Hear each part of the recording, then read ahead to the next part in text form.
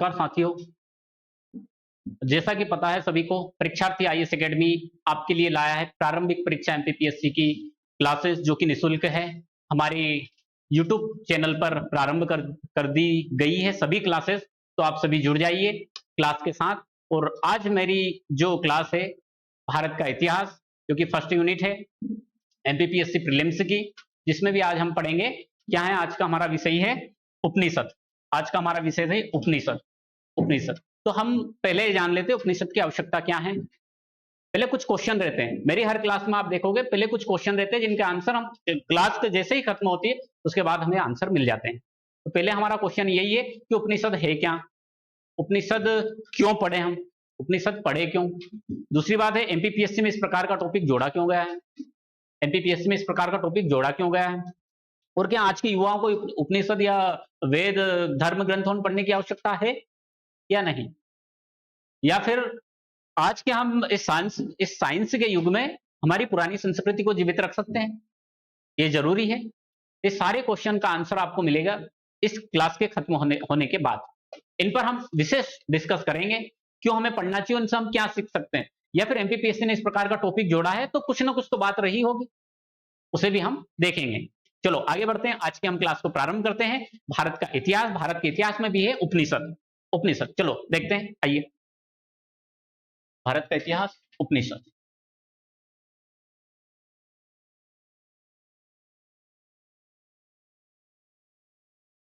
उपनिषद संकल्पना एवं विचार। उपनिषद की संकल्पना क्या थी और उसका विचार क्या था।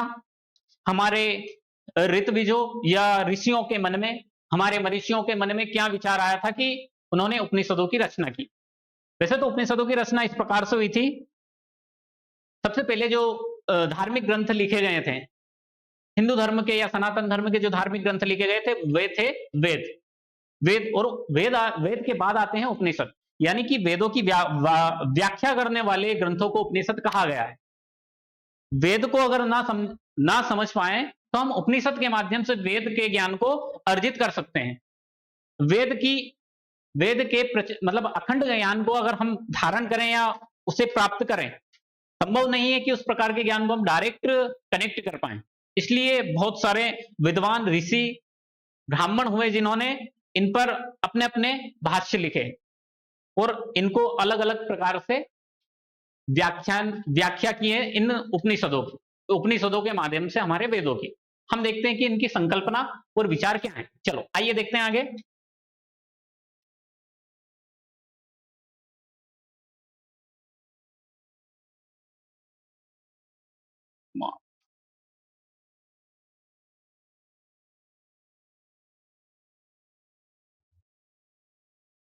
क्या है संकल्पना एवं विचार।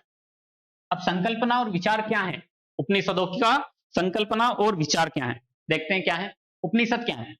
उपनिषद है उप धन्नी धनसद, यानी कि उप धन्नी धनसद, इन तीन वर्डों से मिलकर बना है, जो कि तीनों से मिलकर बना है उपनिषद, जिन्हें हम उपनिषद बोल सकते हैं। अब उपनिषद का शाब्दिक अर्थ क्या होता है। उपनिषद का शाब्दिक अर्थ होता है समीप बैठना। उपनिषद का शाब्दिक अर्थ होता है समीप बैठना। अब क्या है समीप बैठना, क्या होता है कि समीप बैठना तत्व ज्ञान की प्राप्ति हेतु गुरु के समीप निष्ठापूर्वक बैठना। उपनिषद का शाब्दिक अर्थ होता है समीप बैठना, परंतु हमें तत्व ज्ञान या ब्रह्म ज्ञान की प्राप्ति के लिए गुरु के समीप या निष्ठापूर्वक बैठना, इन्हें उपनिषद का यह शाब्दिक अर्थ हुआ। अब इसका प्रतिपाद विषय क्या है। प्रतिपाद विषय क्या है, वेदों में जो दार्शनिक विचार है उनकी व्याख्या करने वाले ग्रंथों को हम उपनिषद कह सकते हैं। वेदों में जो दार्शनिक विचार है उनकी व्याख्या। अब दार्शनिक विचार क्या हो सकते हैं। दार्शनिक मतलब दर्शन, हमारा दर्शन क्या था, यानी दर्शन का भी मतलब होता है देखना क्या था, उसको देखा गया, उसको दर्शन बनाया गया, फिर उसके बाद उसका दार्शनिक उस पर विचार किया गया, उसी को हम बोलते हैं दार्शनिक विचार। तो वेदों में जो दार्शनिक विचार, वैसे तो वेदों में कर्मकांड ये सब निहित है, परंतु उसका भी दार्शनिक जो पक्ष है वो उपनिषदों के माध्यम से समझाया गया है। क्या है उपनिषद तत्व ज्ञान और आध्यात्मिक ज्ञान के स्रोत हैं। अब उपनिषद क्या है, उपनिषद तत्व ज्ञान और आध्यात्मिक। अब तत्व ज्ञान क्या है, किसी भी वस्तु या किसी भी चीज को तत्व से जानना, यानी उसके मूल स्वरूप में उसको जानना ही तत्व ज्ञान होता है। और एक और बताया आध्यात्मिक ज्ञान। अब आध्यात्मिक ज्ञान क्या होता है? यह ना कि भौतिक शरीर की, यानी भौतिक शरीर के द्वारा यात्रा नहीं की जाती है इस ज्ञान में। इसमें अपने आत्मिक चिंतन या आत्मा के चिंतन के माध्यम से अपने शरीर के अंदर प्रवेश किया जाता है और यहीं पर सारा ज्ञान समाया हुआ है या एकत्रित है, या हम बोल सकते हैं इसको आध्यात्मिक ज्ञान कह सकते हैं। आगे क्या है? उपनिषद ब्रह्म, जीव और जगत के ज्ञान को प्राप्त करने का मूल स्रोत है। जीव, जगत और ब्रह्म के ज्ञान को प्राप्त करने का मूल स्रोत है उपनिषद हमारे। अब उपनिषद की संख्या क्या है? उपनिषद की संख्या वैसे तो 108 बताई गई है, जो हमारे कुल उपनिषद है 108 है, परंतु कालांतर में इनमें यानी कि इनका विकास होता गया, इनको 200 हुए, 220 हुए, 300 तक पहुंच गए थे, लगभग 300 तक उपनिषद पहुंच गए थे। परंतु हमें क्या याद रखना, हमारी परीक्षा की दृष्टि से सिर्फ 108 उपनिषद। अगर क्वेश्चन इस प्रकार से पूछा जाए उपनिषदों की संख्या कितनी है, तो 108 पर हमें टिक करके आना है, या हमें यह जानकारी होनी चाहिए कि 108 उपनिषद हैं। चलो, लेकिन आदिगुरु शंकराचार्य ने केवल 10 को ही प्रमाणिक माना है। अब हमारे जो आदिगुरु शंकराचार्य है उन्होंने सिर्फ 10 को प्रमाणिक ग्रंथ, 10 जो उपनिषद है उनको ही प्रमाणिक मान, और वैसे भी देखा जाए तो 10 ही हैं जो कि हमें प्राप्त होते हैं, मूलतः प्राप्त होते हैं। बाकी 108 है, 200 है, 300 तक भी है संख्या, और 10 उपनिषद को ही भाष्य लिखे हैं आदिगुरु शंकराचार्य ने। चल,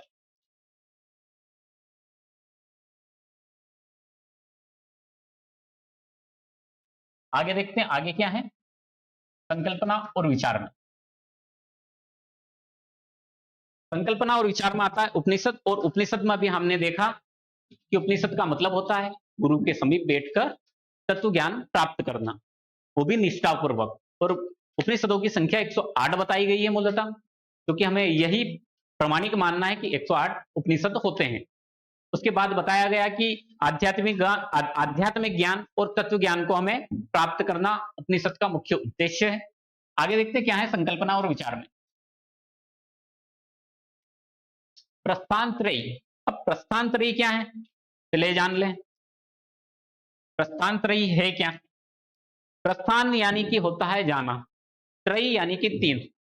तीन ऐसी वस्तु या ग्रंथ या किताबें जिनके माध्यम से हम चले जाएं। अब जाना, कहां जाना है ये नहीं पता है, तो हमें जाना है मोक्ष प्राप्त करने, यानी हमें मुक्त हो जाना या मुक्ति पा जाए हम।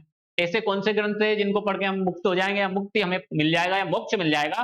तो वो है प्रस्थान त्रयी का मतलब होता है तीन ऐसे ग्रंथ जिनके माध्यम से हमें जो मोक्ष में सहायक हो, जिन्हें पढ़कर या जिन्हें जानकर हम मोक्ष पाने में सहायक हो या हमें मोक्ष मिल जाए जिनको पढ़ने मात्र से। तो वो है, एक तो ब्रह्म सूत्र है, उपनिषद है, और एक गीता है, जिनमें उपनिषद ये बोलते हैं, उपनिषद को भी कहा जाता है प्रस्थान त्रयी। प्रस्थान त्रयी किसे? उपनिषद को भी प्रस्थान त्रयी कहा जाता है। इसलिए आगे देखते हैं अब वेदांत। अब वेदांत क्या है? वेदांत का नाम सुना, वेदांत दर्शन, वेदांत दर्शन सभी ने सुना है। वेदांत है क्या आखिरकार? इस पर इतनी होड़ मची, मतलब एक विस्तृत व्याख्या होती रहती है हमेशा कि वेदांत जानते हो आप, तो वेदांत उपनिषदों को ही वेदांत कहा गया है। वेदांत का अपन शाब्दिक अर्थ देखें, वेदों का अंतिम स्वरूप या वेदों का अंतिम अंत ही वेदांत है। क्या है वेदांत? वेदों के दार्शनिक तत्व को व्याख्या करते हुए अंतिम रूप से उपनिषद में समझाया गया है, इस कारण इसे वेदांत भी कहते हैं, यानी उपनिषद को ही वेदांत कहा गया है। उपनिषदों को ही वेदांत कहा गया। अब वेदांत और वेदांग ये दो वर्ड मतलब कंफ्यूजन करते हैं। कैसा? वेदांग और वेदांत, कभी आ गया कि वेदांग को ही उपनिषद कहते हैं? नहीं, वेदांत को उपनिषद कहते हैं। वेदांग क्या है? वेदों के अंग, जिनके माध्यम से हम वेद को जान सकते हैं, वो है वेदांत। और वेदांत 6 हैं, वेदांत 6 हैं, परंतु वेदांत उपनिषदों को ही कहा गया है। अब ज्ञान कांड, ज्ञान कांड क्या है? उपनिषद में ही ब्रह्म ज्ञान की दार्शनिक व्याख्या निहित है, यानी कि उपनिषद में ही ब्रह्म ज्ञान की व्याख्या निहित है, इसलिए इसे ज्ञान कांड, यानी कि ज्ञान, जो ज्ञान का भंडार है उसे उपनिषद को ही कहा गया है।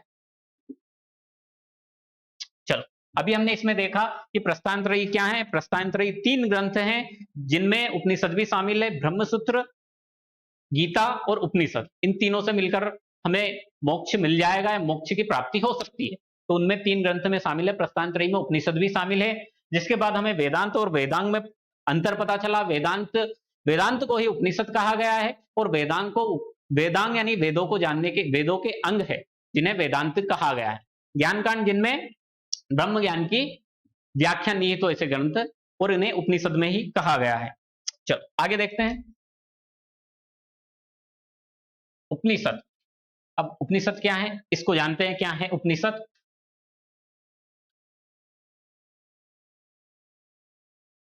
वैसे तो उपनिषद तो सभी को पढ़ने चाहिए, पर कभी कभी कुछ थोड़ा सा ऐसा हो जाता है कि नहीं पढ़ सकते हम भी। इनमें इस प्रकार की व्याख्या या कुछ प्रश्न निहित है जो कि एक गृहस्थ आदमी को शायद सन्यासी बना दे, गृहस्थ आदमी को सन्यासी बना दे, इस प्रकार के कुछ प्रश्न हैं।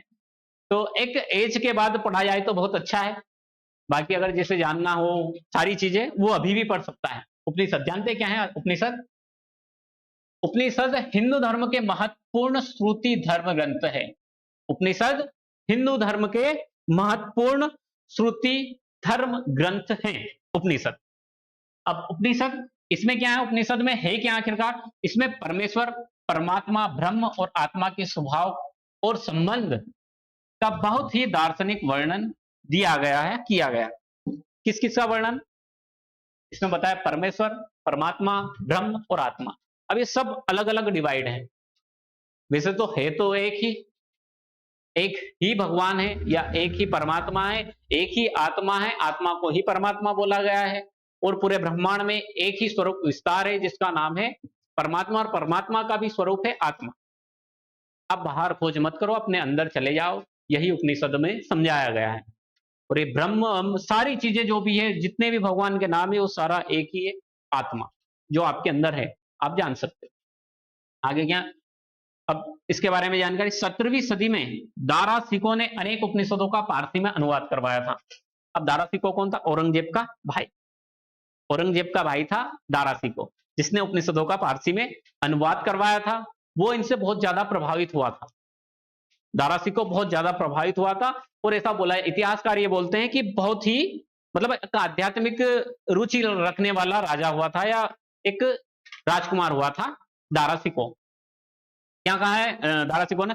उपनिषद का ज्ञान ऐसा है जिसमें आत्मा को शाश्वत आनंद की प्राप्ति होती है। यह दारा सिको का वाक्य है कि उपनिषद का ज्ञान जिससे आत्मा को खुशी या आनंद प्राप्त होता है। इस प्रकार से दारा सिको ने इसकी व्याख्या की है। अब और कहां से, और कौन से महाशय थे 19वीं सदी में? जर्मन के तत्ववेत्ता सोपेनहावर ने इन ग्रंथों में जो रुचि दिखलाकर इनके अनुवाद का किए हैं, वह सर्वविदित है। सोपेनहावर ने क्या कहा है? सोपेनहावर ने कहा है कि उपनिषद में मुझे जीवन में शांति प्रदान की, और मरने के बाद भी शांति प्रदान करेंगे। यह सोपेनहावर बोल रहे हैं।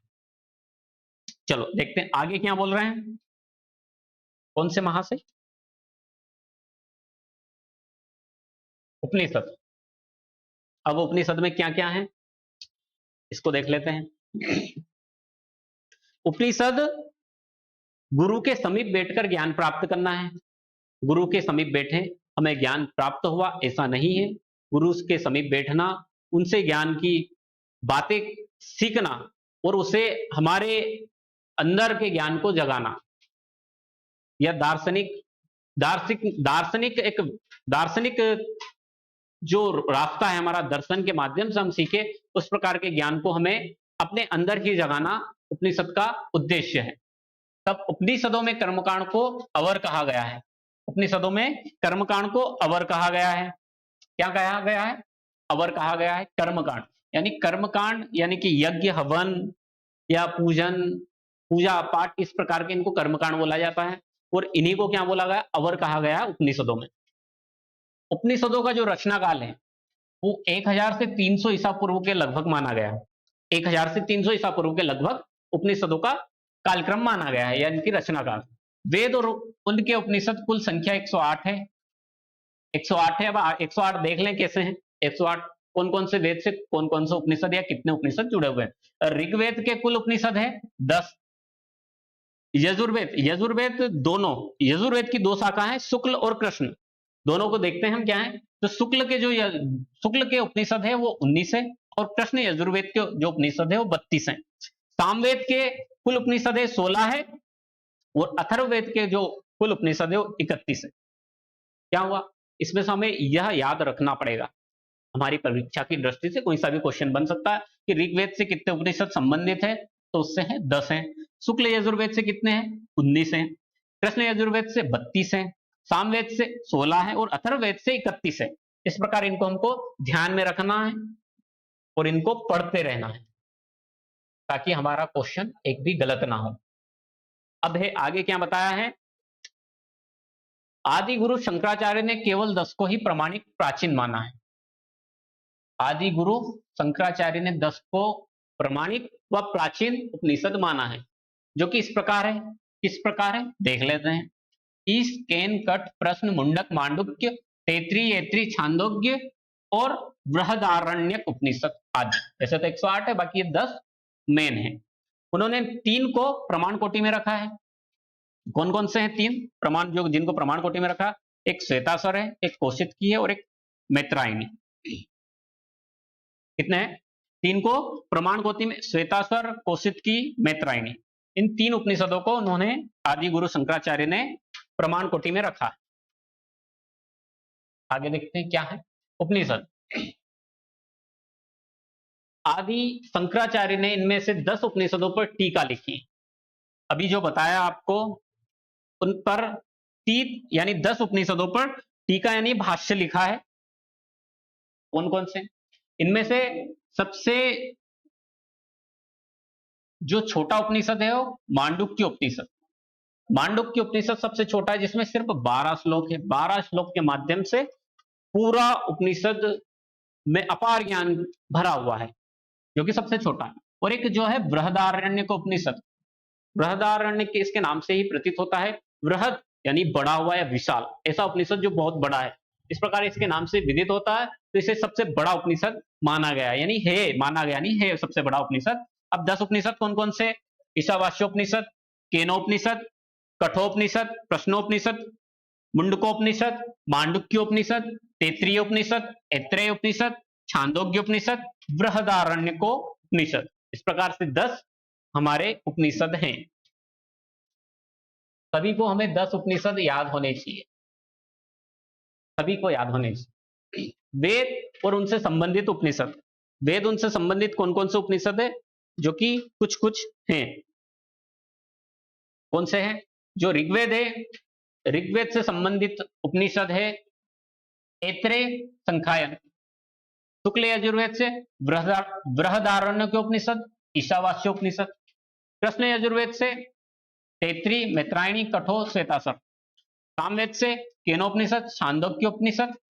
अथर्ववेद से श्वेताश्वर, प्रश्न, मुंड और मांडुक्य उपनिषद। कुछ वर्ड गलत हो गए, उन्हें सही कर लीजिएगा आप सब।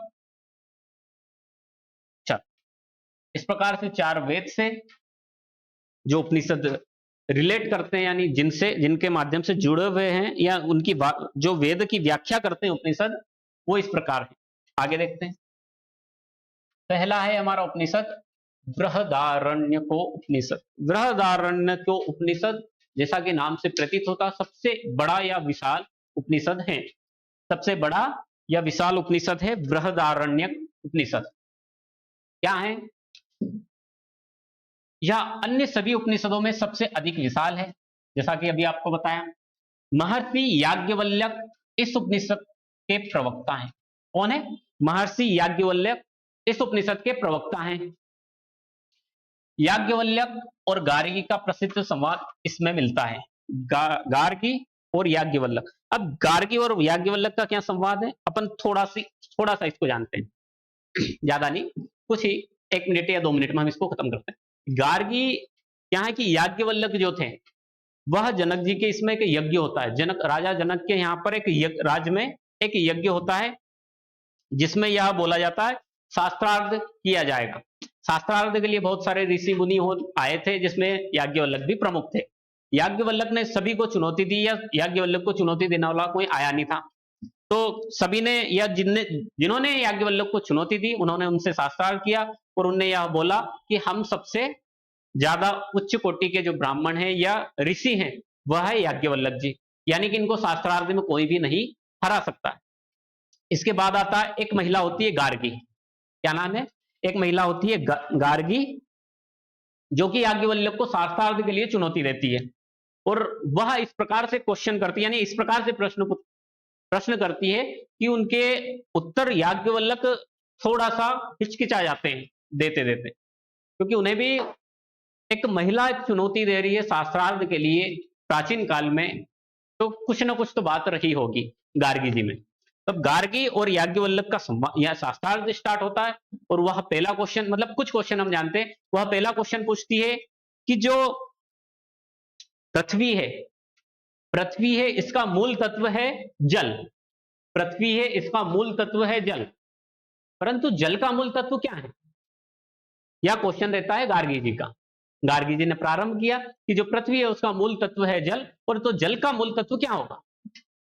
जल का तत्व, तो याज्ञवल्क्य जी आंसर देते हैं, यानी उत्तर देते हैं, क्या बोलते हैं कि पृथ्वी का मूल तत्व है जल, तो जल का मूल तत्व होगा, क्या होगा?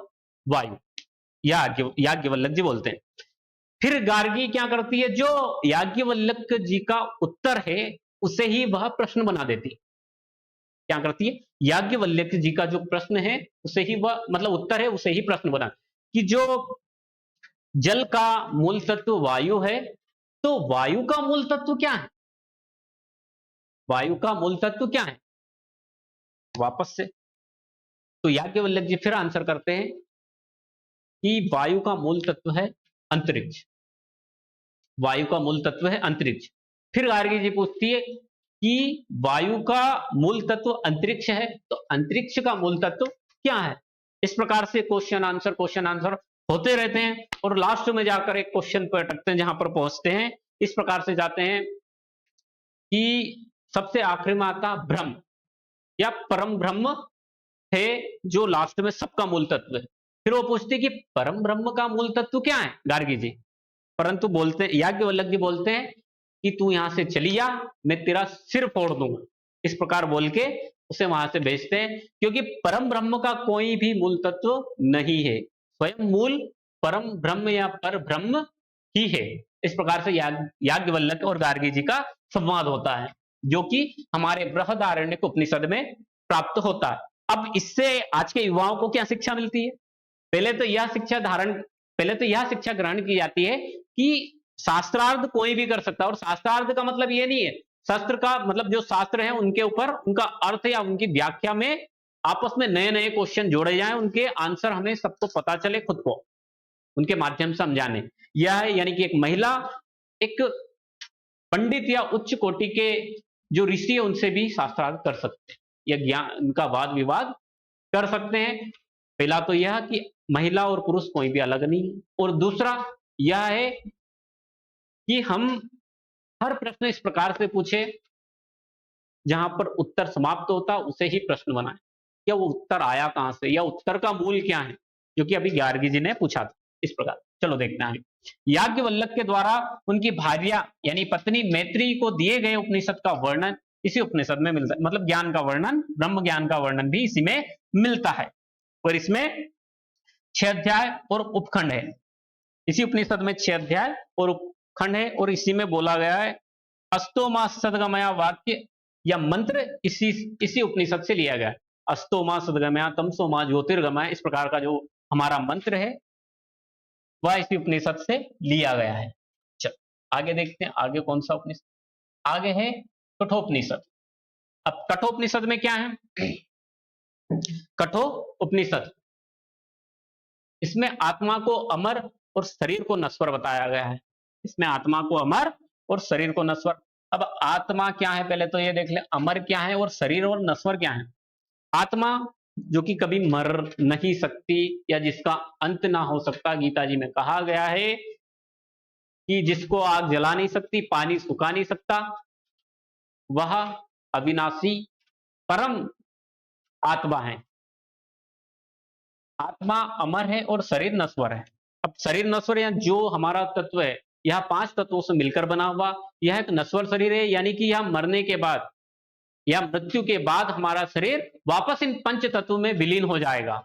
इस प्रकार हमारे शरीर को नश्वर शरीर बताया गया है। अब आगे क्या है, इस उपनिषद में नचिकेता और यमराज के बीच प्रश्नोत्तर शैली में संवाद द्वारा मृत्यु के उपरांत जीवन के ज्ञान का वर्णन है। अब इसमें क्या है, इसको भी थोड़ा सा जान लेते हैं। क्या होता है कि जो नचिकेता जी के पिता हैं, नचिकेता जी के पिता हैं, वह बहुत ही कंजूस मान सकते हैं अपन, कंजूस या इस प्रकार के कि लालच उनको बहुत ज्यादा है। हर चीज में लालच, अपना फायदा देखेंगे, दूसरा कोई भी हो भाड़ में जाए, उनको कोई मतलब नहीं था।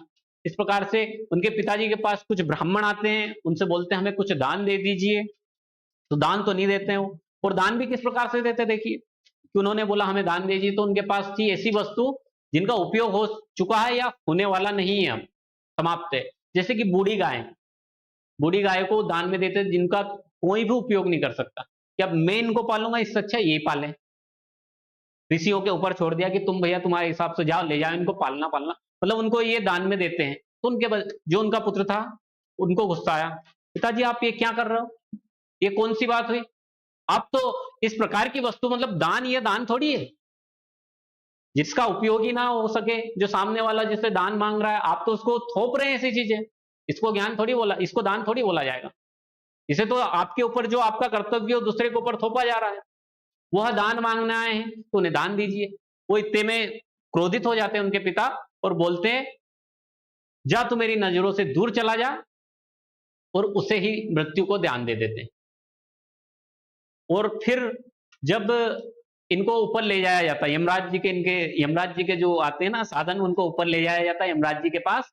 फिर जिसके बाद वहां पर यमराज और नचिकेता के प्रश्न उत्तर संवाद में चलते हैं कि मेरे पिताजी इस प्रकार से हैं, किस प्रकार का ज्ञान है, ब्रह्म ज्ञान क्या है, तत्व ज्ञान क्या है, ये सारे उनके प्रश्न और उत्तर चलते रहते हैं। इस प्रकार से इसमें समझाया गया है। अच्छा, क्या है कठोपनिषद। अब ये जैसे इस प्रकार से भी याज्ञवल्क्य और गार्गी जी का संवाद था, कौन से में, बृहदारण्य उपनिषद में।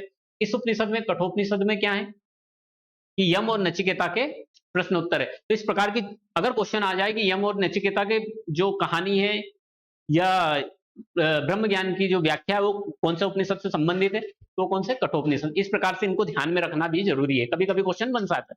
चल आगे देखते हैं क्या है, कौन सा उपनिषद। अब आता है प्रश्नोपनिषद। क्या है, प्रश्नोपनिषद। जैसा कि इसके नाम से विदित है, प्रश्नोपनिषद यानी कि इसमें प्रश्न होंगे। चल देखते हैं क्या है प्रश्नोपनिषद। अथर्ववेद की पिपलाद शाखा से संबंध रखता है और प्रश्न उत्तर शैली में होने के कारण इसे प्रश्नोपनिषद से नाम से विख्यात है। जैसा कि अभी आपको बताया कि प्रश्न उत्तर शैली में यह होने के कारण, यह संवाद होने के कारण, या प्रश्न उत्तर शैली में होने के कारण यह प्रश्नोपनिषद के नाम से विख्यात है। इसमें क्या है, इसमें ब्रह्म विद्या के अन्वेषण से संबंधित 6 प्रश्नों का समाधान किया गया। इसमें सिर्फ 6 प्रश्न हैं, इनके माध्यम से पूरे ब्रह्म ज्ञान को बताया गया है। अब 6 प्रश्न कैसे कि पहला क्वेश्चन तो ये होता है कि ब्रह्म क्या है, ब्रह्म को कैसे प्राप्त किया जा सकता है, आत्मा क्या है, परमात्मा क्या है, पर ब्रह्म क्या है। इस प्रकार के 6 क्वेश्चन हैं जिनके अंदर ही क्वेश्चन होते रहते हैं। इसमें प्राण शक्ति को संसार का आधार बताया है। अगर शरीर में प्राण ही नहीं है तो कौन ब्रह्म, कौन पर ब्रह्म। एक पत्थर से पूछो क्या है पर ब्रह्म, पता ही नहीं। जिसके अंदर प्राण है वही उसको जान सकता है। सूर्य ही समस्त जगत को प्राण शक्ति देता है। अब सूर्य ही समस्त जगत को प्राण शक्ति देता है। निष्कर्ष में महर्षि ने अक्षर ब्रह्म को ही जगत का आधार बताया। अब अक्षर ब्रह्म क्या होता है, अब पहले तो परम ब्रह्म, ब्रह्म, आत्मा, अब अक्षर ब्रह्म, ये सब, इन सब का विस्तार से अध्ययन हमें उपनिषद में मिलता है, जो कि आज के युवाओं को वैसे तो विशेष रूप से पढ़ने चाहिए उपनिषद। बहुत ही कुछ जो प्रश्न है, हमारे प्रश्न है, हमें उनका भी आंसर मिलेगा आज से रिलेटेड करके। अक्षर ब्रह्म है जो कभी क्षय ना हो, या अक्षर का मतलब ही होता है कि इस प्रकार से जिसको डिजाइन किया जाए, जिसका कभी क्षय ना हो, या जो अक्षर के रूप में विद्यमान हो, हमेशा रहे, वही ब्रह्म है। आगे यह प्रश्न उपनिषद, इसमें क्या देखा हमने, यह अथर्व, यह विशेष रूप से अथर्व वेद की पिपलाद शाखा से संबंधित है। प्रश्न उपनिषद कौन सी शाखा से या कौन से वेद से संबंधित है? यह अथर्ववेद की पिपलाद शाखा से संबंधित है। इसमें ब्रह्म विद्या और 6 प्रश्न हैं। प्रश्नोपनिषद में 6 प्रश्न हैं। या पूछ ले आपसे 6 प्रश्न, या प्रश्न कौन सा ऐसा उपनिषद है जिसमें 6 प्रश्न ही पूछे गए हैं? तो वह प्रश्नोपनिषद। आगे देखिए तैत्तिरीयोपनिषद। अब तैत्तिरीयोपनिषद में क्या है? तैत्तिरीयोपनिषद को देखते हैं क्या है। इसको शिक्षावल्ली और ब्रह्मवल्ली के नाम से त्रिधा विभक्त भी किया गया है। तो शिक्षावल्ली और ब्रह्मवल्ली के नाम से भी विभक्त किया गया है। इसमें आचार्य का अपने शिष्य को दिए गए अनुशासनात्मक उपदेश का वर्णन है। यानी कि इसमें जो गुरु है अपने शिष्य को अनुशासन सिखाया जाता है, किस प्रकार से गुरु के समीप बैठा जाता है, किस प्रकार से ज्ञान प्राप्त किया जाता है, या किस प्रकार से हमें ज्ञान ग्रहण करना चाहिए, हमें ज्ञान किस प्रकार से ग्रहण करना चाहिए, किस प्रकार से हमारे आचरण होने चाहिए कि हम ज्ञान प्राप्त करें गुरु के समीप रहकर। या जरूरी है कि बोला जाए जब भी ज्ञान प्राप्त हो? कभी देखकर भी सीखा जा सकता है। कोई कैसे चल रहा है, कैसे बोल रहा है, किस प्रकार की एक्शन कर रहा है, या क्या कुछ कर रहा है, उसके माध्यम से भी ज्ञान प्राप्त किया जा सकता है। और अनुशासनात्मक उपदेश का वर्णन है, यानी कि अनुशासन में रहकर ही ज्ञान प्राप्त किया जा सकता है। इस उपनिषद में अन्य को जीवन का आधार बताया गया है, अन्य के बिना कुछ भी नहीं। ऐसा माना जाता है कि तैत्तिरीय संहिता या तैत्तिरीय उपनिषद की रचना वर्तमान हरियाणा के कैथल जिले के तीतरम गांव में हुई थी। यह सब आप याद रखिएगा, देख लीजिए एक बार। कौन सा उपनिषद है यह? तैत्तिरीय उपनिषद। ईशावास्योपनिषद। ईशावास्योपनिषद में क्या है? ईशावास्योपनिषद, ईशावास्योपनिषद में क्या है? यह उपनिषद निष्काम व निस्वार्थ भाव से कर्म पर बल देता है। निष्काम व निस्वार्थ। अब निष्काम और निस्वार्थ है क्या? निष्काम और निस्वार्थ है क्या? निष्काम का मतलब जिस किसी भी कर्म में या किसी भी कार्य में हमारा बिल्कुल भी उससे कामना ना हो, उसे निष्काम बोलते हैं। निस्वार्थ यानी कि किसी कार्य को करने में हमारा बिल्कुल भी स्वार्थ निहित ना हो, उसे निस्वार्थ बोला जा सकता है। अब किस प्रकार से निस्वार्थ और निष्काम को हम जान सकते हैं? अगर हम किसी को ठंड के समय में कंबल बांटने जा रहे हैं, तो हमने मोबाइल निकाला, सबसे पहले क्या करेंगे? अरे भैया आ जा इधर, एक फोटो खींचना हमारा दोनों का। भैया फोटो लेना, मैंने कंबल दिया। इसे क्या बोलेंगे हम? स्वार्थ बोलेंगे। स्वार्थ के द्वारा हम इसको मतलब इंस्टाग्राम पे डालेंगे, फिर इसके बाद हमें व्यू आएंगे, लाइक आएंगे, जो भी हो, फॉलोवर जो बढ़े, मुझे नहीं पता, इतना ज्यादा जानकारी नहीं है, पर इस प्रकार से हम स्वार्थ जान सकते हैं। अगर आपको कुछ करना है, कुछ कार्य करना है, कोई सा भी कार्य हो, सभी को निस्वार्थ भाव से कीजिए, निष्काम भाव से कीजिए। उसके प्रति कोई कामना मत रखिए, यानी कि इच्छा मत रखिए, इच्छा का त्याग कीजिए। अगर किसी को, हमें किसी का भला करना, दान करना, उसे बताइए मत कि मैंने इतना दान कर दिया है, मैंने इतना पुण्य कर दिया है, वो किसी काम का नहीं, वो सब खत्म हो जाएगा आपका वहीं पर। जब आपने बोल दिया कि मैंने 100 रुपए दान किए, तो 100 रुपए गए आपके, मतलब फ्री के ही गए आपके, दान में भी नहीं लगे वो आपको। इस प्रकार से आपको अगर कुछ भी करना है, कुछ भी करना है, कोई सी भी चीज दान करनी है या किसी को भी देनी है, उसमें स्वार्थ मत, अपना स्वार्थ निहित मत रखिए, निस्वार्थ भाव से कीजिए, देशभक्ति के भाव से कीजिए, या देश के प्रति अर्पण के भाव से कीजिए। जरूरी नहीं कि भगवान को ही अर्पित किया जाए। हमारा देश भी, हमारा एक राष्ट्र भी हमारा भगवान है। हम भारत को माता के रूप में पूजते हैं। ऐसा कोई सा देश नहीं है, भारत ही है जिसको माता के रूप में पूजा जाता है, जिसे देवभूमि कहा जाता है भारत को। चलो, ईशावास्योपनिषद गीता के कर्मयोग का आधार है।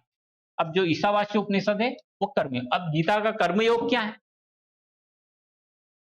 कृष्ण भगवान जब महाभारत का युद्ध प्रारंभ हुआ, अर्जुन डर रहे थे, क्या बोल रहे थे कि हे केशव, मतलब हे भगवान, हे भगवान, हे भगवान, हे वासुदेव, यह सब मेरे रिश्तेदार है।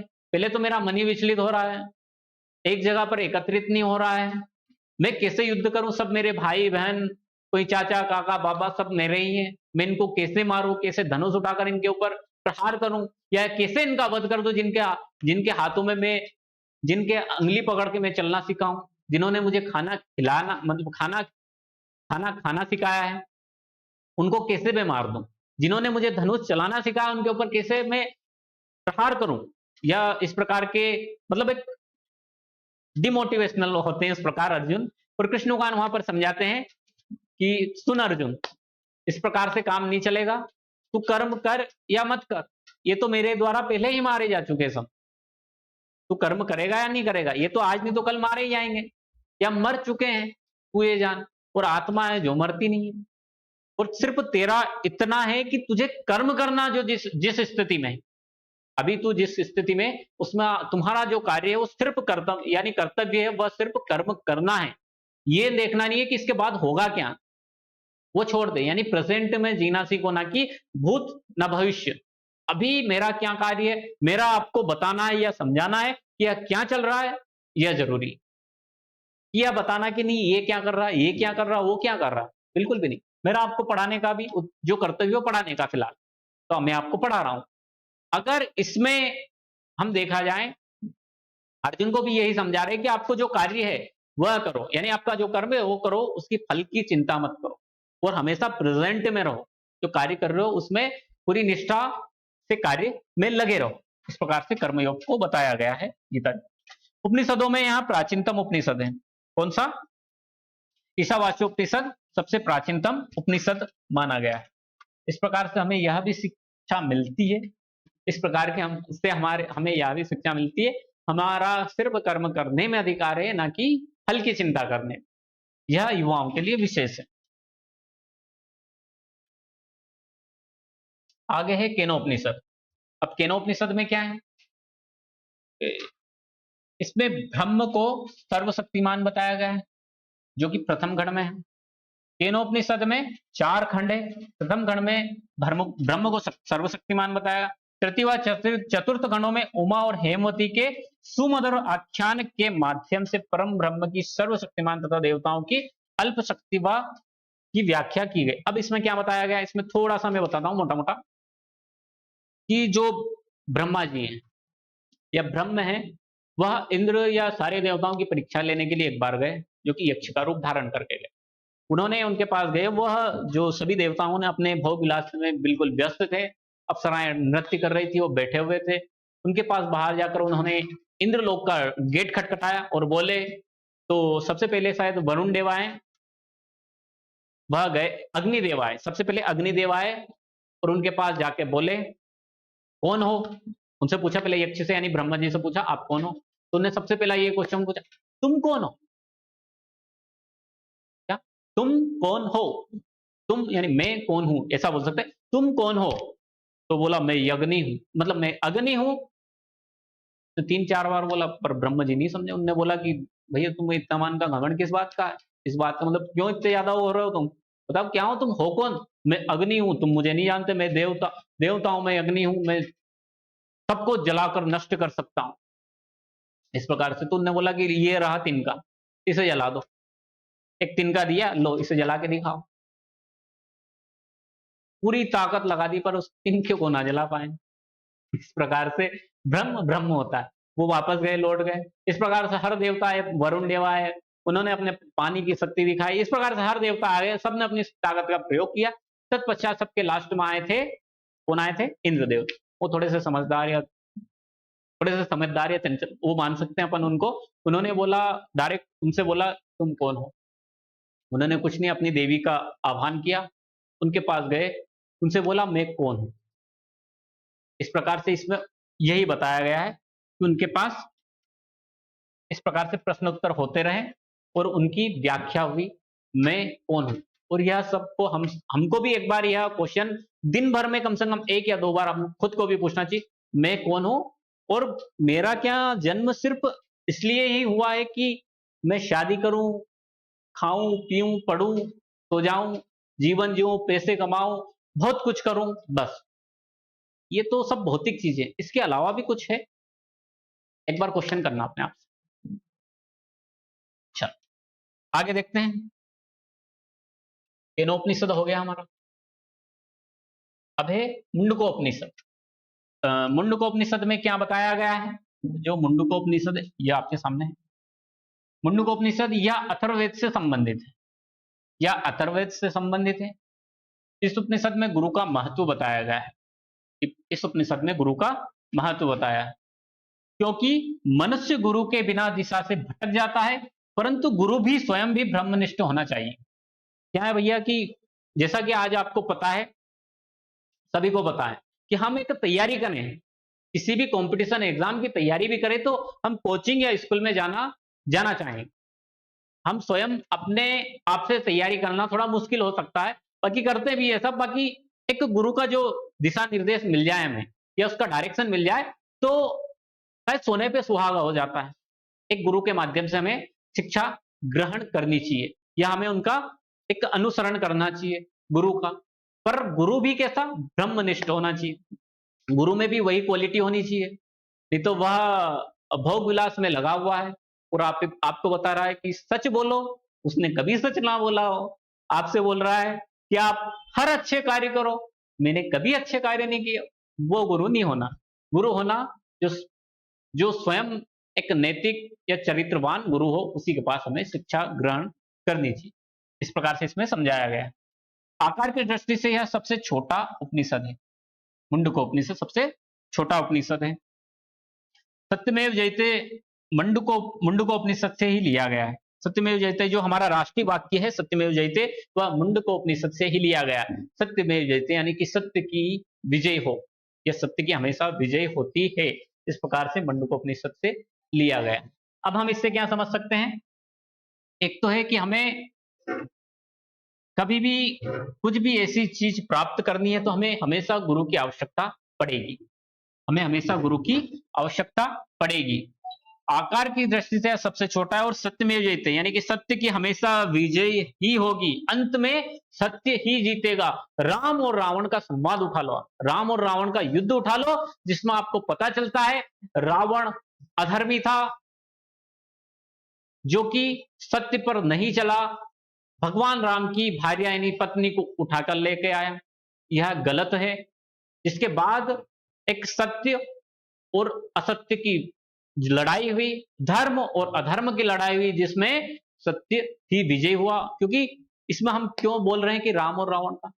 राम और रावण का इसलिए बोल रहे हैं कि रावण बड़ा ही पराक्रमी और शूरवीर, या बोले तो बहुत ताकतवर था राम जी के मुकाबले उस टाइम पर। राम ने उन्हें हरा दिया अपने सत्य, अपने धर्म, अपने चरित्र के दम पर उसे हरा दिया।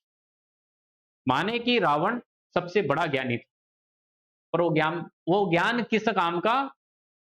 जो कि दूसरे मतलब किसी की पत्नी को पत्नी ही ना समझे, कोई मर्यादा ही नहीं हो, उसे ज्ञान नहीं बोलेंगे, उसे अहंकार बोलेंगे, अभिमान बोलेंगे। इस प्रकार से आगे देखते हैं क्या है। यह था मुंडकोपनिषद। यह पूछा जा सकता है कि सत्यमेव जयते कौन से उपनिषद से संबंधित है? मुंडकोपनिषद, मांडुक्य उपनिषद। मांडुक्य उपनिषद में क्या है? मांडुक्य उपनिषद, इसमें ब्रह्म की साकार और निराकार दोनों रूपों का वर्णन किया गया है। अब साकार और निराकार क्या है? साकार जो आकार, जिसका आकार है वही साकार है। निराकार जिसका आकार नहीं है वह निराकार है। इस प्रकार से साकार और निराकार दोनों रूपों का वर्णन किया गया कौन से उपनिषद में? मांडुक्य उपनिषद में। इसमें ओमकार तथा आत्मा का बड़ा ही तात्विक विवेचन प्रस्तुत किया गया। ओमकार तथा आत्मा का, ओम क्या है? ओम आ उ और मा तीन अक्षरों से मिलकर बना है ओम, आ उ और मा।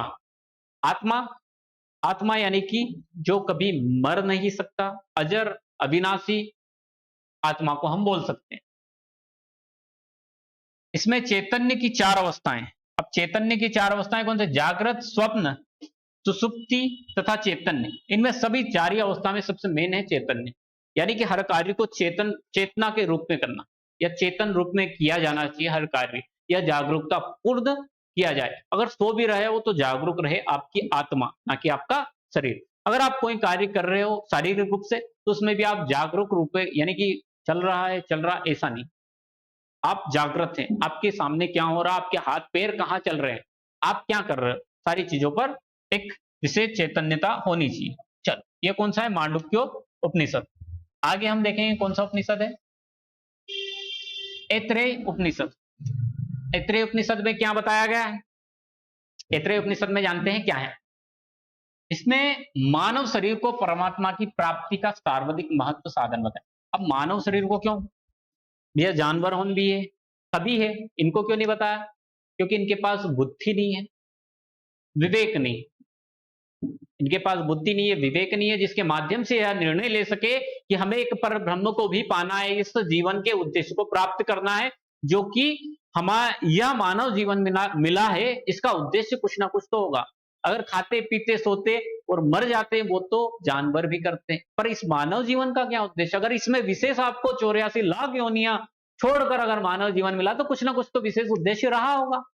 और विशेष उद्देश्य क्या है? कि आप मुक्ति के लिए प्रयास करो, आप मोक्ष के लिए प्रयास करो, पर ब्रह्म को पाने के लिए प्रयास करो। इसी को इसमें बताया गया है ऐत्रेय उपनिषद। इसमें गुरु कृपा को ईश्वर साक्षात्कार के लिए विशेष साधन निरूपित किया। एक गुरु ही आपको ईश्वर का साक्षात्कार करा सकता है। गुरु की आवश्यकता बहुत ही जरूरी है, हर कार्य के लिए गुरु होना आवश्यक है। इसमें प्रज्ञान ब्रह्म ज्ञान की विशेष महिमा प्रदर्शित की गई है। इसमें ब्रह्म ज्ञान की विशेष महिमा प्रदर्शित की गई है इस उपनिषद में। कौन सा उपनिषद? ऐत्रेय उपनिषद। आगे देखते हैं ऐत्रेय उपनिषद के बाद क्या है? छांदोग्य उपनिषद। छांदोग्य उपनिषद में क्या बताया गया है? देखते हैं छांदोग्य उपनिषद। इसमें फोटो नहीं है, चलो देख लेते हैं।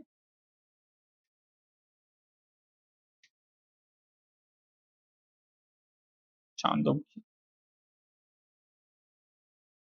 छांदोग्य उपनिषद यह सामवेद से संबंध है या संबंधित है। इसमें 8 अध्याय हैं। यह सामवेद, अब छांदोग्य उपनिषद इतना तो याद रखना ही है कि यह सामवेद से संबंधित और इसमें 8 अध्याय हैं। प्रथम अध्याय में अनेक विधाओं जैसा अध्यात्म विषय, ओमकार आदि विषयों का गूढ़ स्वरूप निरूपित किया गया। इसमें हमें एक याद रखना कि प्रथम जो अध्याय है उसमें अनेक विधाएं जैसे आध्यात्म विषय और ओमकार के विषय का विवेचन किया गया। द्वितीय अध्याय में क्या है? भौतिक स्वार्थ पूर्ति निमित्त योग अनुष्ठान तथा सामगान करने वाले व्यक्तियों पर मार्मिक व्यंग है, व्यंग्यात्मक मतलब व्यंग्यात्मक वर्णन किया गया है द्वितीय अध्याय में। और तृतीय अध्याय में सूर्य की उपासना तथा गायत्री मंत्र का तात्विक वर्णन है। तृतीय अध्याय में सूर्य की उपासना तथा गायत्री मंत्र का वर्णन है। और चतुर्थ अध्याय में एक ऋषि का दार्शनिक तत्व तथा सत्यकाम और जबाला ऋषि का ब्रह्म ज्ञान की प्राप्ति का विस्तृत एवं रोचक वर्णन है। कौन सा अध्याय में है ये चतुर्थ अध्याय में है, एक ऋषि का। और पंचम अध्याय में है यज्ञ के दार्शनिक सिद्धांतों तथा केकई अश्वपति के सृष्टि विषयक तत्वों का निरूपण। इस प्रकार हम यह बोल सकते हैं, इसमें पंचम अध्याय में यज्ञ का दार्शनिक वर्णन है, पंचम अध्याय में यज्ञ का दार्शनिक वर्णन है।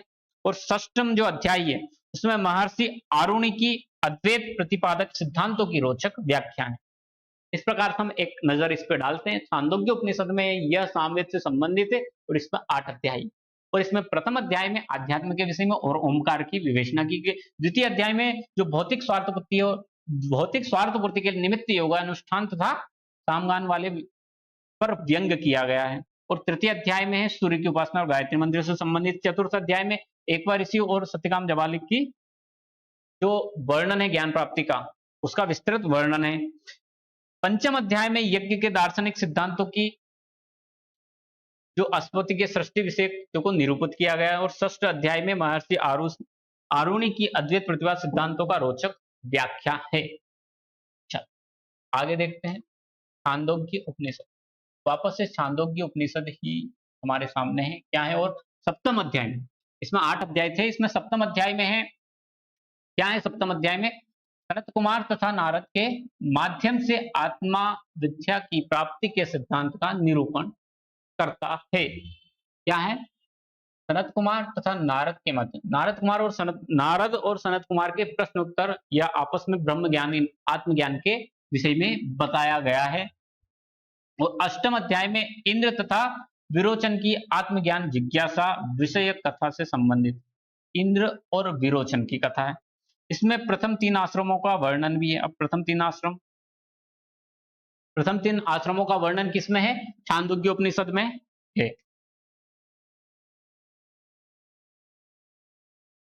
अब तीन आश्रम कौन से? ब्रह्मचर्य, गृहस्थ और वानप्रस्थ। ये तीन आश्रमों का वर्णन कौन से उपनिषद में? छांदोग्य उपनिषद में। हमें यह याद रखना। चौथा आश्रम किसमें नहीं जुड़ा है, इसके बाद जोड़ा गया था। अब क्या है? श्वेताश्वर उपनिषद। श्वेताश्वर उपनिषद में क्या है? इसमें 6 अध्याय है। इसमें 6 अध्याय है। इसी उपनिषद में देवमत की अतिरिक्त योग तथा गुरु भक्ति का विवेचन किया गया है। इसी उपनिषद में देवमत और योग तथा गुरु भक्ति का विवेचन किया गया। गुरु भक्ति को ही देव भक्ति का स्वरूप माना या रूप माना गया, यानी गुरु भक्ति ही देव भक्ति। कहते ना, गुरु ही ब्रह्म है, गुरु ही विष्णु है, गुरु ही सब कुछ है। इस प्रकार से यह मान सकते हैं कि गुरु को ही भगवान माना गया है। श्वेताश्वर उपनिषद, इसको आप देख लेना। आगे है हमारा कौशितकीय उपनिषद। अब कौशितकीय उपनिषद में क्या है? इसमें ब्रह्म की शक्ति को ही सभी इंद्रियों का स्रोत बताया गया है। इसमें ब्रह्म की शक्ति को ही सभी इंद्रियों का, यानी कि जो ब्रह्म, यानी कि हम इसे तो ब्रह्म आत्मा को ही ब्रह्म बोला गया है, यह बिल्कुल क्लियर है। आत्मा को ही ब्रह्म बोला गया है, और जो आत्मा है जो सारी इंद्रियों से कार्य करा रहा है, इसी के माध्यम यह बताया गया है हमें इस उपनिषद में। अन्य मतानुसार श्वेताम ईश्वर के स्थान पर केवल्य उपनिषद को एकादश उपनिषद यानी 11वां जो उपनिषद बताया गया है, तोषित मतलब श्वेताम ईश्वर के स्थान पर केवल्य उपनिषद को जो 11वां उपनिषद बताया गया है। केवल्य उपनिषद में केवल्य प्राप्ति के लिए साधन का महत्व बताया गया। अब केवल्य क्या होता है? केवल का मतलब भी मोक्ष ही होता है। केवल का मतलब मोक्ष ही प्राप्त, मतलब मोक्ष ही होता है, जिसको प्राप्त करने के लिए कौन कौन से साधन थे, जो कि इस उपनिषद में हमें विस्तार से बताया गया है। इसमें आत्मनियंत्रण के लिए आत्मचिंतन को भी आधार माना है। अब आत्मनियंत्रण, आत्मा को नियंत्रित करना, और आत्मचिंतन करना, चिंता नहीं चिंतन करना, इसमें बताया गया। चिंता नहीं करना, चिंतन करना, किसी भी चीज की चिंता ना कीजिए, चिंतन किया जाए। इस प्रकार से आत्मचिंतन, यानी कि हम बोल सकते हैं स्वाध्याय। इसको एक छोटा, मतलब वर्ड छोटा है बाकी तो, पर इसको बोल सकते हैं स्वाध्याय। अब स्वाध्याय का मतलब हम स्वयं का अध्ययन करें, यानी कि आज मैंने दिन भर में क्या किया, या शाम को बैठकर हम अध्ययन करें, या हम सुबह से उठकर देखें कि मैंने क्या क्या किया था कल, और आज मुझे क्या नहीं करना, या मुझे मोक्ष प्राप्ति के लिए कौन कौन से कार्य करने चाहिए। इस प्रकार से हम आत्मचिंतन बोल सकते हैं। और आत्मा को नियंत्रित करना, आत्मा को नियंत्रित, महावाक्यार्थ के द्वारा शिव को परम मत तत्व के रूप में निरूपित किया गया है। इस घोषित के उपनिषद में हम क्या क्या देख सकते हैं? पहला है कि ब्रह्म की शक्ति को ही सभी इंद्रियों का स्रोत बताया गया है, यानी ब्रह्म शक्ति ही सभी इंद्रियों का स्रोत है। श्वेताम ईश्वर के जो जगह पर है, केवल्य उपनिषद को 11वां उपनिषद माना है। केवल्य उपनिषद में केवल्य की प्राप्ति के साधन बताए हैं। केवल्य का मतलब होता है मोक्ष प्राप्त करना। आत्मनियंत्रण और आत्मचिंतन, इन दोनों का वर्णन है, और शिव को परम तत्व के रूप में निरूपित किया गया। यह सब हमें कौशिक के उपनिषद में मिलता है। अब हमारी क्लास होती है यहीं पर खत्म या समाप्त। आपको पता हो एमपीपीएससी प्रीलिम्स प्रारंभिक परीक्षा फाउंडेशन बैच स्टार्ट है परीक्षार्थी आईएएस एकेडमी के यूट्यूब चैनल पर। तो आप अपने दोस्तों को जोड़िए, उनसे बोलिए, आइए जुड़िए, आपकी तैयारी में चार चांद लगाइए हमारी संस्था के द्वारा।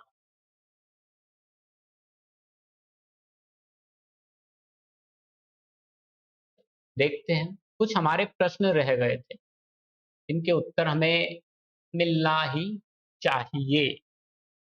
ऐसा नहीं लगता आपको? मिलना चाहिए। उपनिषद की संकल्पना विचार, जिसमें हमने कुछ क्वेश्चन थे कि उपनिषद क्यों रचे गए। पहले तो यह कि उपनिषद इसलिए रचे गए कि वेदों को हर कोई पढ़ नहीं सकता, या जान नहीं सकता, या उन्हें समझ नहीं सकता। तो उपनिषदों की उनकी व्याख्या करने, यानी उनके अंदर के जो दार्शनिक तत्व है उनकी व्याख्या करने के लिए उपनिषदों की रचना हुई है।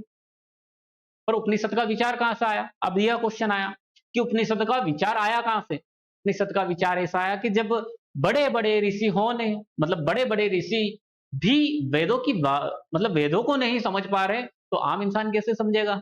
तो यही विचार था कि उनको आसानी से समझाने के लिए उपनिषदों की रचना या विचार आया था।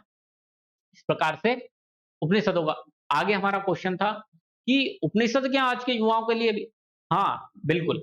आज के युवाओं के लिए भी हमारे उपनिषद महत्व रखते हैं या उन्हें जानना उनके लिए भी परिपूर्ण होना चाहिए। मतलब उनके अंदर भी यह जिज्ञासा होनी चाहिए कि हम उपनिषद को पढ़ें। यह एक धार्मिक या धर्म के आधार पर ना पढ़ा जाए, इनको एक तो देखा जाए हमारी संस्कृति के आधार पर पढ़ा जाए, क्योंकि हजारों सालों से हमारी संस्कृति सनातन ही रही है यहाँ पर, तो हम इसे धर्म के रूप में ना मतलब वर्णन या बांटे नहीं इसको कि धर्म है। हमारी संस्कृति के आधार पर इसे पढ़ा जाए, क्योंकि इनमें जो प्रश्न और उत्तर है वो आज के युवाओं को भी बहुत सारे अपने जो प्रश्न उनके उत्तर दे सकते हैं। उनके अंदर जो जिज्ञासाएं पैदा होती, आज सिर्फ एक तरफ युवा भाग रहा है, कंपटीशन, या तो फिर इस फील्ड में सब, मतलब 4 फील्ड है जिनमें भाग रहा है, उससे ज्यादा कुछ भी नहीं। आध्यात्म की तरफ क्यों नहीं बढ़ रहा है? वो भी तो है ना एक अच्छा है, अच्छा विषय है आध्यात्म, दर्शन, इनमें सब मिलेगा आपको। जरूरी भौतिकता के पीछे भागे। हम आंतरिक, हमारा आध्यात्मिक आत्मा चिंतन, आत्मचिंतन की ओर भी अग्रसर हो धीरे-धीरे।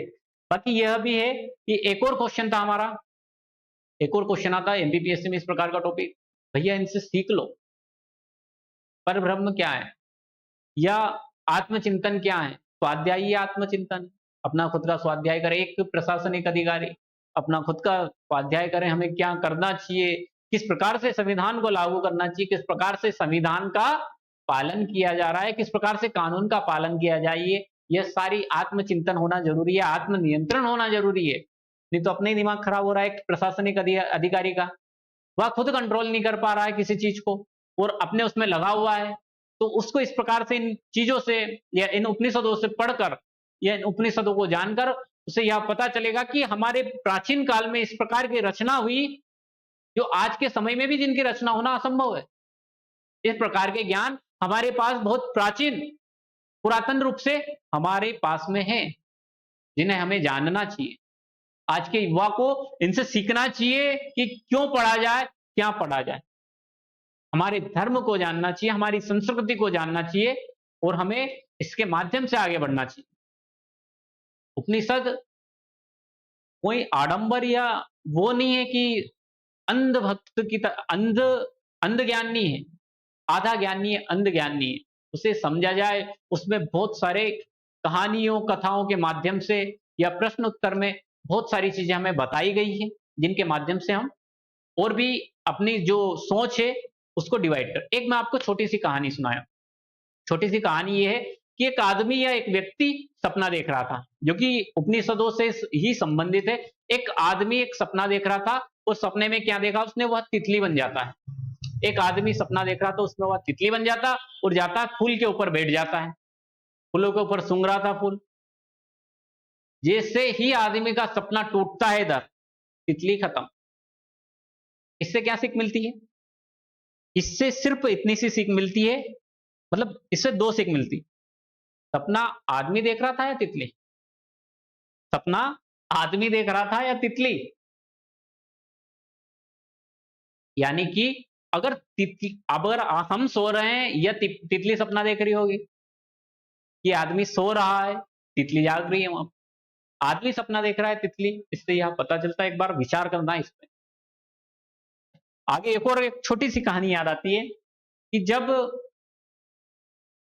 एक ब्रह्म ज्ञानी या आत्मज्ञानी व्यक्ति या वेद ज्ञानी, यानी चारों वेदों और सारे उपनिषदों का ज्ञान ग्रहण करने के बाद अपने घर पर लौटता है एक शिष्य या एक पुत्र, तो उसका पिता उसको गर्वित गर्वित जो उसकी चाल है उसमें गर्व या अभिमानी स्वरूप में देखता है उसको, और वह बोलता है, जब वो आ रहा था उसके चाल में या उसके जो हाव भाव थे गर्वित थे, बिल्कुल गर्वित, यानी कि अभिमानी रूप में मान सकते हैं हम, अभिमानी रूप में। जब उसके पास आया जाता है, उसके पिताजी के पास पहुंचता है, पिताजी मैं सब कुछ सीख कर आ गया हूं, मैं सारे वेदों का, उपनिषदों का ज्ञान ग्रहण करके आ गया। तो उसके पिताजी ने एक क्वेश्चन किया कि तुमने, एक क्वेश्चन पूछूंगा कि तुमने वह चीज सीखी जिसको, एक चीज जानी जिसके बाद तुम्हें कुछ भी जानने योग्य नहीं हो, मतलब उस एक चीज को जानकर आए हो जिसके बाद कुछ जानने योग्य ही नहीं हो, उस एक चीज को सिखाए हो?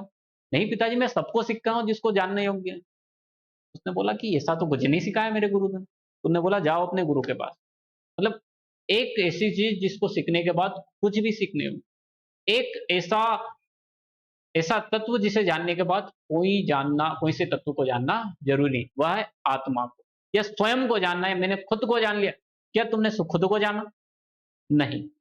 अगर तुम खुद को जान जाओ तो वह अपने गुरु के पास जाता है और गुरु से बोलता है ऐसा कौन सी मतलब ऐसी कौन सी विद्या या ज्ञान है जिसे जानने के बाद कुछ भी जानने योग्य नहीं हो। यह सब कुछ जाना, उस एक चीज से सब चीजों को जाना जा सकता है। वह आत्मज्ञान या स्वयं को जान जाना ही आत्मज्ञान है।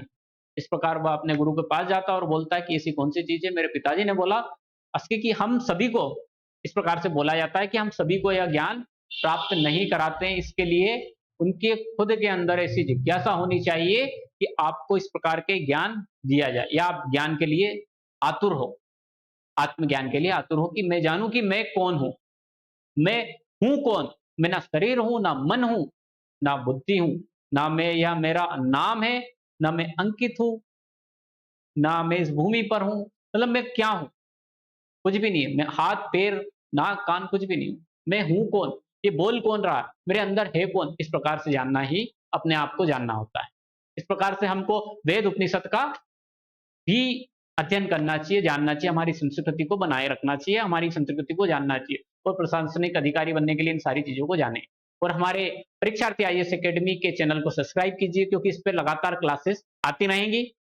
आपके जो परीक्षा की तैयारी है उसमें हम बिल्कुल हमारी तरफ से बिल्कुल सफल प्रयास किया जा रहा है और हम आपकी हमारा पूरा प्रयास है कि हम आपको प्रारंभिक परीक्षा में सफलता दें। तो आप भी अपना सहयोग प्रदान करें। इसी के साथ एक 2 पंक्तियाँ याद देती, पूरी धरा भी साथ दे तो और बात है, तू ज़रा भी साथ दे तो और बात है। चलने को तो एक पाँव पर भी चल रहे हैं लोग, पर दूसरा भी साथ दे तो और बात है, पर दूसरा भी। इसका मतलब क्या होता है कि हम तो हमारा प्रयास कर रहे हैं, पर आप भी अपना प्रयास कीजिए कि हम तो साथ दे रहे हैं, आप भी हमारा साथ दीजिए। हम तो एक पैर पे चल रहे हैं, इधर खड़े हैं, आप अपना पैर भी तो बढ़ाइए, दूसरा पैर। इस प्रकार से आज की कक्षा को यहीं समाप्त करेंगे। आप भी हमसे जुड़िए, हम भी आपसे जुड़ेंगे शायद तभी। और मैं चाहता हूं कि आप भी प्रतिक्रिया जरूर दें, लाइक कीजिए और शेयर कीजिए अपने दोस्तों के साथ। परीक्षार्थी आईएएस एकेडमी। धन्यवाद। जय हिंद। नमस्कार।